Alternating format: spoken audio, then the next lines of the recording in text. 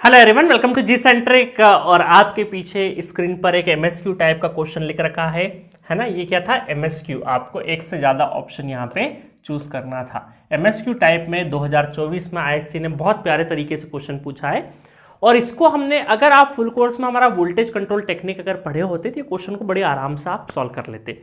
अब देखिए क्या होता है कि स्टेबिलिटी, पावर सिस्टम की एक स्टेबिलिटी एक अलग लेवल का टॉपिक होता है। पूरी पूरी किताब लिखी जाती है इसके ऊपर कि जो आपका जनरेटर है ना, ये जनरेटर है। जनरेटर में इस साइड में देखो, आप देखोगे, थोड़ा सा मैं ब्रीफ कर देता हूं। जनरेटर में इस साइड में क्या होता है? टरबाइन होता है, टरबाइन। और ये मैकेनिकल इनपुट पीएम है ना, रोटेट हो रहा है और यहाँ पे इलेक्ट्रिकल आउटपुट निकल रहा है। और ये फिर फीडर पे होते एंड कंज्यूमर तक आ रहा है। ये पूरा मैंने पावर सिस्टम का नेटवर्क आपको बता रखा है।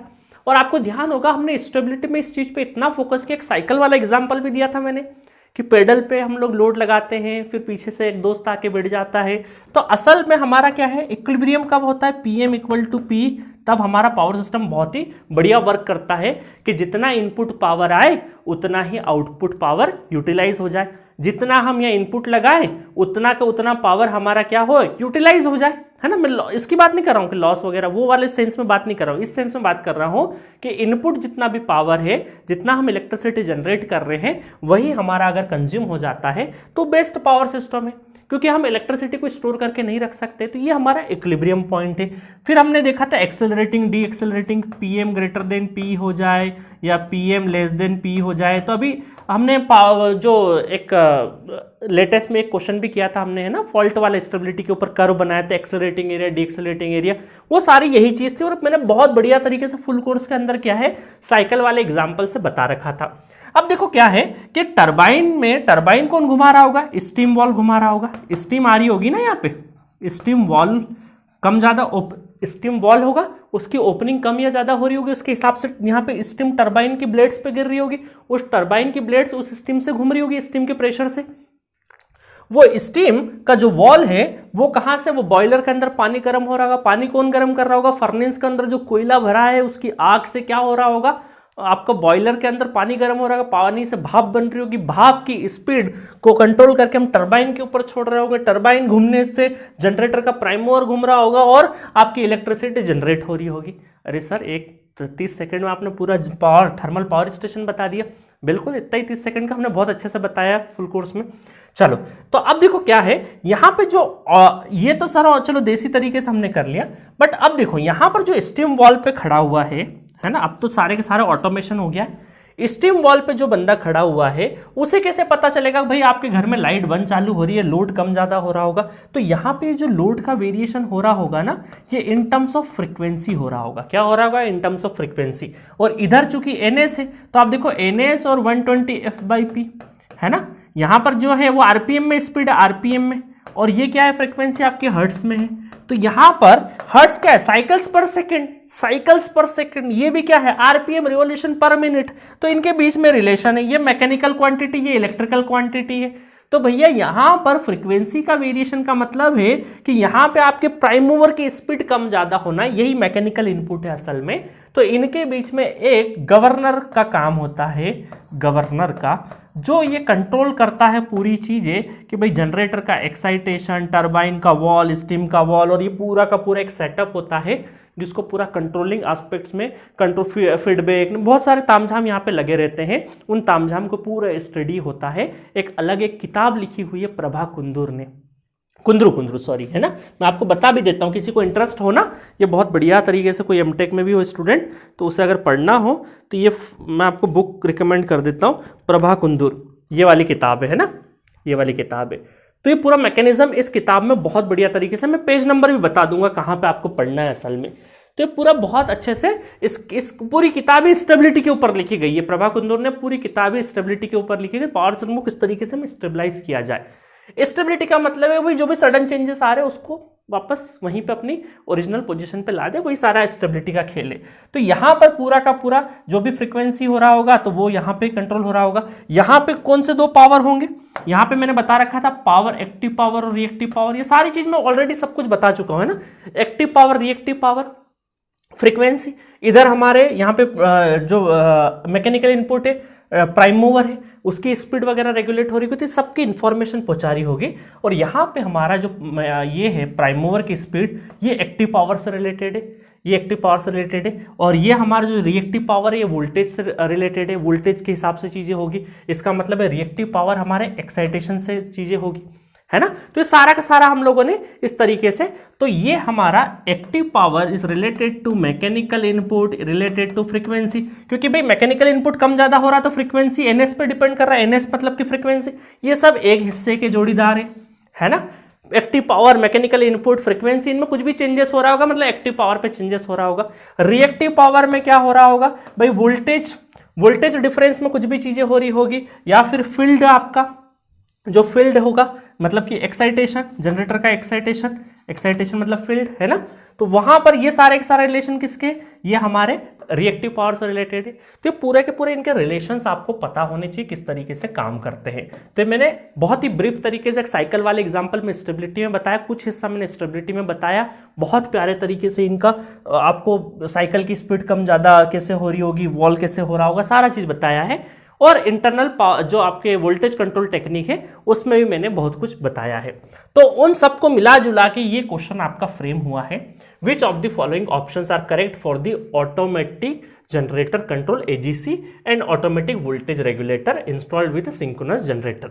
ठीक है, AGC regulate the generators mechanical power input while AVR regulates the field current of the synchronous generator, है ना। ऑटोमेटेड वोल्टेज रेगुलेटर है ना, ऑटोमेटिक वोल्टेज रेगुलेटर, वोल्टेज नाम से पता लग रहा है, और ये वोल्टेज से रिलेटेड है। वोल्टेज से रिलेटेड मतलब कि हमारा सिंक्रोनस जनरेटर की जो फील्ड है, एक्साइटेशन उसको कंट्रोल कर रहा होगा, बिल्कुल सही बात है। और एजीसी क्या है, ऑटोमेटिक जनरेटर कंट्रोल, तो ये हमारा क्या है, हमारा मैकेनिकल इनपुट से रिलेटेड होता है, तो ए ऑप्शन तो करेक्ट है।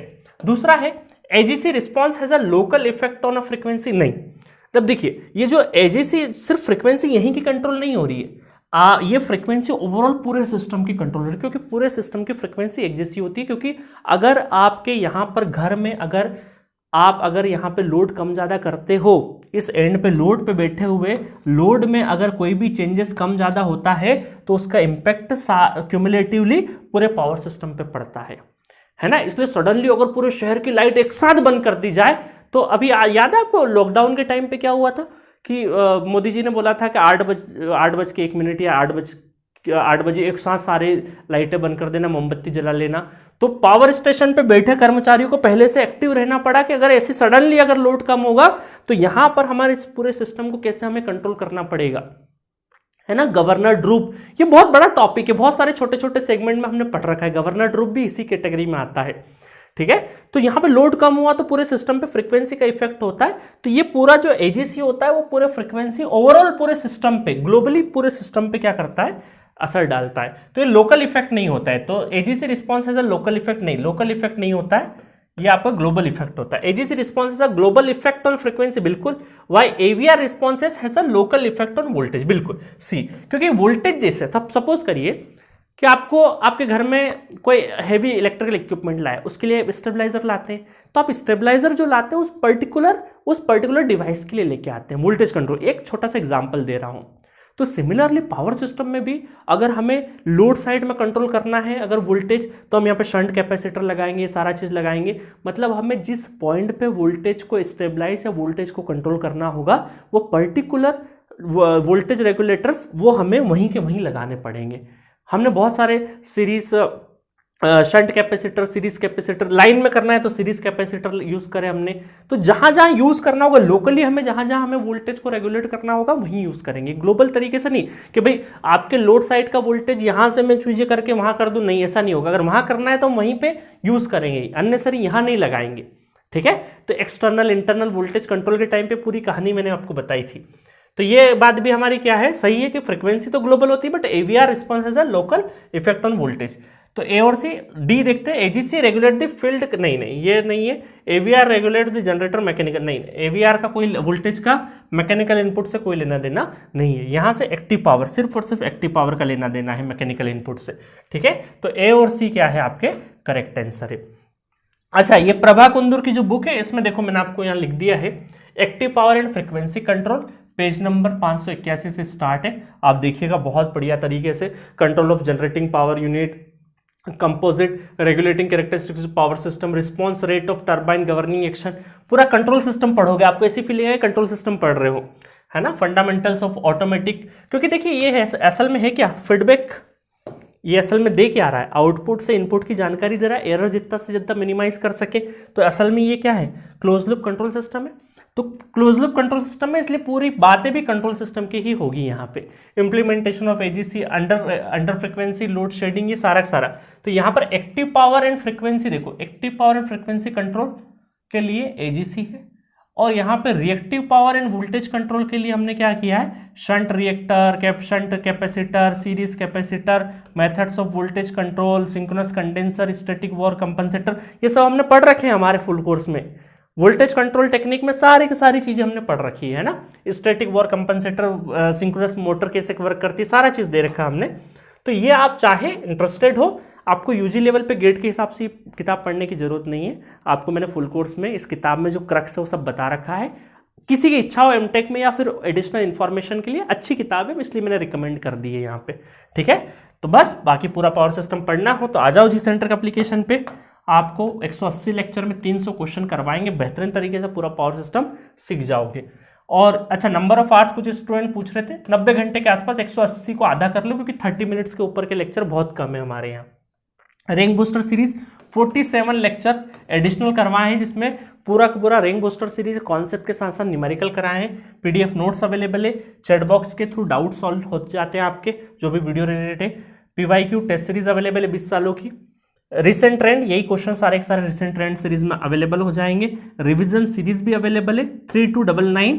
जिंदगी में एक बार कीमत पे करना है और इससे ज़्यादा 2 गुना 3 गुना नॉलेज लेके आप जाओगे। बहुत मेहनत से पूरा पावर सिस्टम डिज़ाइन किया है, बहुत अच्छे तरीके से कॉम्पैक्ट फॉर्म में जल्दी जल्दी कंटेंट खत्म होगा।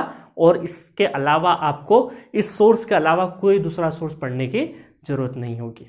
ठीक है, तो मिलेंगे नेक्स्ट वीडियो में नेक्स्ट क्वेश्चन के साथ। Okay, thank you.